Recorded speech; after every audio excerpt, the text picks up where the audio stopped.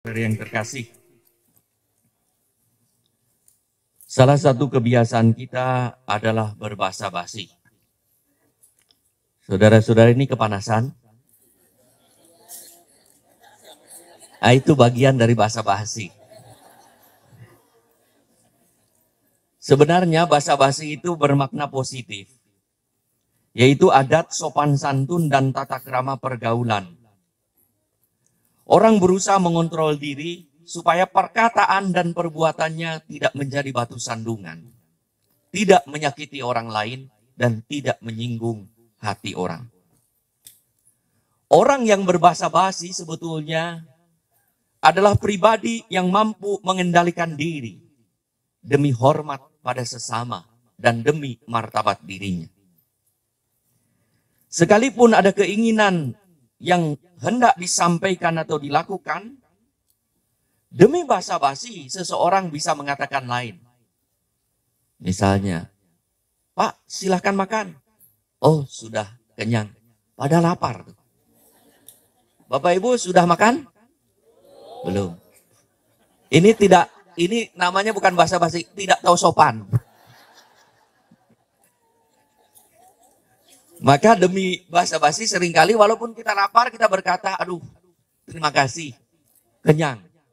Dan orang yang tidak menangkap basa-basi, makanan yang sudah disajikan malah dibawa ke dalam. Harusnya orang menangkap basa-basi memaksa. Lalu terjadilah komunikasi yang baik. Aspek negatif dari basa-basi ini adalah orang mungkin tidak menyampaikan informasi dan fakta yang sebenarnya. Demi sopan santun dan terjaganya pergaulan, kita bisa mengorbankan kebenaran, kebaikan, dan kekudusan demi basa-basi itu. Lebih parah lagi, orang mungkin menyembunyikan sesuatu melalui basa-basi. Di situ orang mencari pamrih dengan jalan sopan santun. Saudara-saudari yang terkasih, hari ini acaranya apa? Fun walk ya, family gathering, having fun together. Dalam keluarga itu bisa akrab karena seringkali penuh basa-basi. Orang menjaga perasaan, tapi di balik itu yang positif adalah ketulus hatian. Selama ada ketulus hatian, tidak akan terjadi malapetaka. Selama ada ketulus hatian, basa-basi itu memperakrab satu sama lain. Contoh, seorang istri berkata kepada suaminya, Pak, minta uang yang lebih. Untuk apa? Untuk ikut acara fun walk. Apa itu? Jalan senang. Wah. Kenapa pakai jalan-jalan senang saja? Jalan-jalan, Pak. Biar saya langsing seperti waktu kita menikah. Kata suaminya, enggak usah jalan-jalan. Gajah aja jalan-jalan, enggak langsing-langsing. Reaksi ini bisa menimbulkan marah.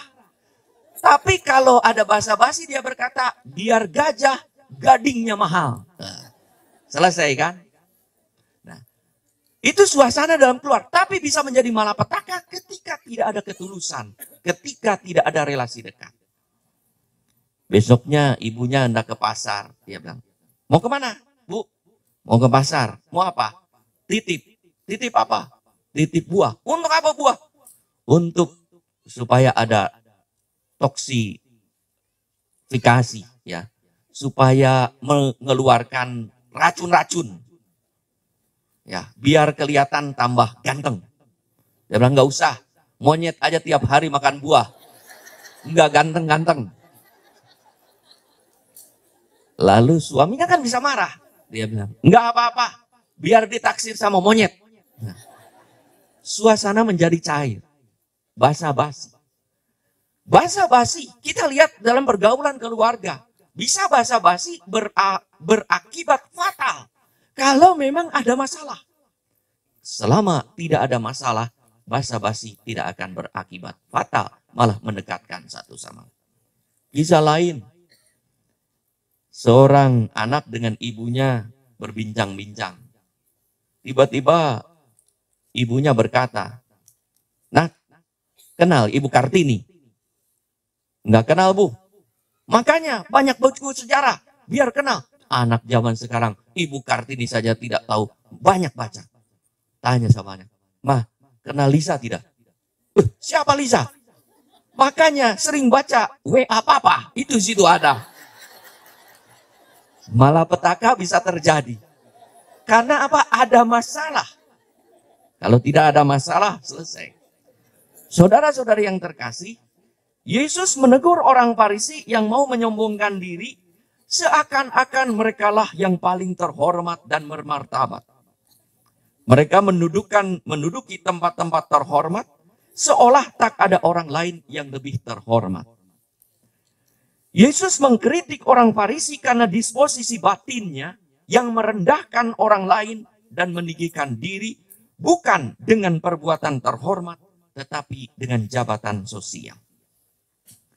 Di sana mereka ingin menikmati keistimewaan karena statusnya, bukan karena apa yang dilakukannya. Mereka mau menerima pelayanan khusus sebagai hak istimewa karena posisi sosialnya dalam masyarakat, bukan karena rakyatnya mendapatkan perlakuan khusus. Orang Farisi berbasa-basi secara negatif.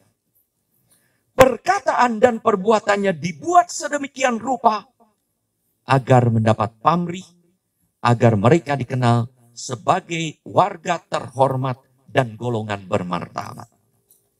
Itulah pencitraan negatif yang dikecam oleh Yesus karena menganggap diri terpenting hingga tidak membuka diri pada sesama dan pada Allah yang hadir dalam diri Yesus.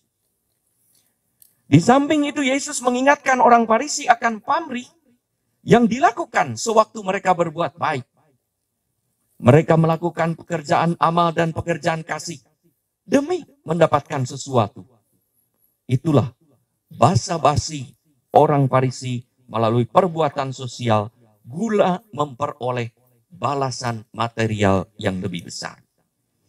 Kalau mereka mengorbankan diri atau mengorbankan sesuatu, bukan karena disposisinya untuk melayani, tetapi untuk mendapatkan pamrih. Untuk itulah Yesus menantang basa-basi mereka yang penuh pamrih itu dengan cara melayani sesama yang tak mungkin memberi balasan apapun. Dengan berkata, kalau engkau mengundang, undanglah yang miskin, cacat, lumpuh, dan buta yang tidak mungkin membalas jasa. Disitulah basa-basimu diuji apakah tulus ataukah pamrih. Saudara-saudari yang terkasih, hidup kita tidak lepas dari basa-basi positif atau negatif. Kita berbasa-basi secara positif kalau kita berkata dan berbuat sopan dengan tulus hati demi penghormatan terhadap sesama tanpa menyembunyikan kebenaran atau mengorbankan kebaikan.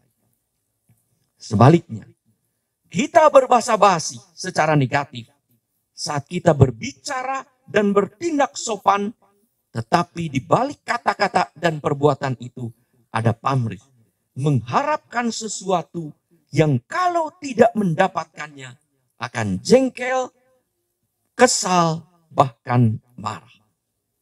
Itulah kalau timbul perasaan dalam hati kita, jengkel, kesal, marah setelah berbuat sesuatu, berarti di balik itu ada pamrih yang kita harapkan. Disitulah basa-basi menjadi kepura-puraan. Orang berpura-pura rendah hati, padahal ingin ditinggikan. Orang berpura-pura duduk di belakang, padahal ingin di depan. Siapa tahu ada yang menyuruh ke depan. Sampai akhir acara, tidak ada yang menyuruh ke depan. Jengkel. Inilah yang disebut basa-basi secara negatif.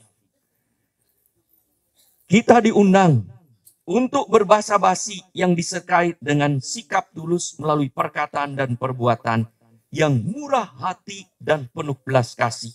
Sebagaimana kita telah menerimanya dari Allah secara cuma-cuma.